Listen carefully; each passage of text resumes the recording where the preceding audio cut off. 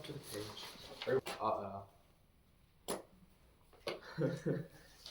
Before I begin the speech, don't start timing or anything. You might want to ask a question while I'm speaking, and I don't know if is that allowed? Like, yeah, if you want audience interaction, okay, you guys can ask a question if something doesn't make sense, because this is there's parts of this that's math based and kind of like statistical. So like if you're confused, just tell me, and then I'll reiterate that a little more. Also, there's no like political bias in what I'm saying. It's just like facts, and it's not like bad or anything. So don't worry. Okay, ready? Winston Churchill once said, "Democracy is the worst form of government, except for all the other ones." Now, what is democracy?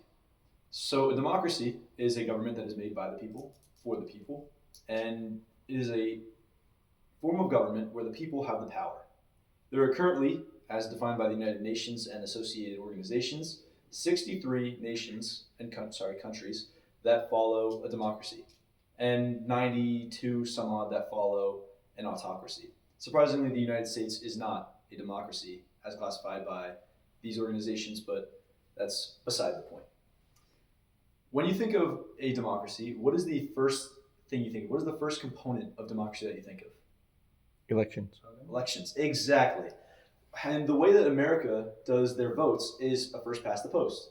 Once a candidate gets beyond that 51 percentile or that 50th percent, they effectively won the popular election. I'm not going to talk about the electoral college or anything, but just the first past the post popular vote, they won based on the popular vote. Now, why is this ineffective? Why does this not show us why a democracy will put the first person past the post? It just doesn't represent the people's best interest. And there's a good reason for that. It's because of Duverger's law. And I want you to think about 2000. So for us, we don't really know about what happened in 2000. But in Florida, in the year 2000, the election was between Democratic candidate Al Gore and Republican candidate George Bush. And there was a third party candidate. His name was Ralph Nader for the Green Party. Now, in Florida, George Bush did not have enough votes to win over the state in the popular vote. However, once Ralph Nader gained popularity throughout the election cycle, effectively voting for Ralph Nader would give votes to George Bush because you're splitting the vote against Al Gore. So the people that supported Al Gore most likely would also support Ralph Nader because their views were very similar. And in a way, he was the ideological centrist in that party, in that direction. So people would vote for both of them, but the vote for Ralph Nader would vote for George Bush because you're taking those votes away from Al Gore, the main competitor of George Bush. In the end, George Bush won the state of Florida because of this exact factor. Now, what does this go to show? This goes to show you that even though most of the people do not agree with George Bush, he still ended up being the top candidate in Florida. And that just gives you an idea of why the first past the post, say that happened in all 50 states, the winner of the popular election would not be the person with the best interests of America, or at least in the minds of the people. So that creates the two-party system, because once you introduce those further smaller parties, you create a split the vote, and people will diverge to those larger parties to a point where it becomes only two parties, where the people can associate with one side or another. Well, we do have the Green Party, the Independent Party, the Socialist Party, Libertarian parties, the two main system. We still call ourselves a two-party government with Democrat and Republican. Next is ranked voting.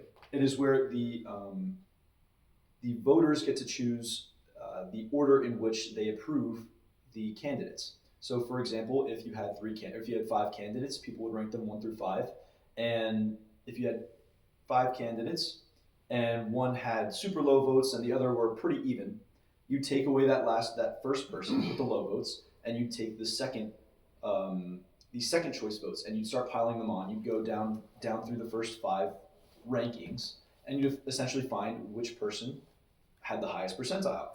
But this is where it gets really difficult in the mathematical front, because you get into something called the Condorcet paradox.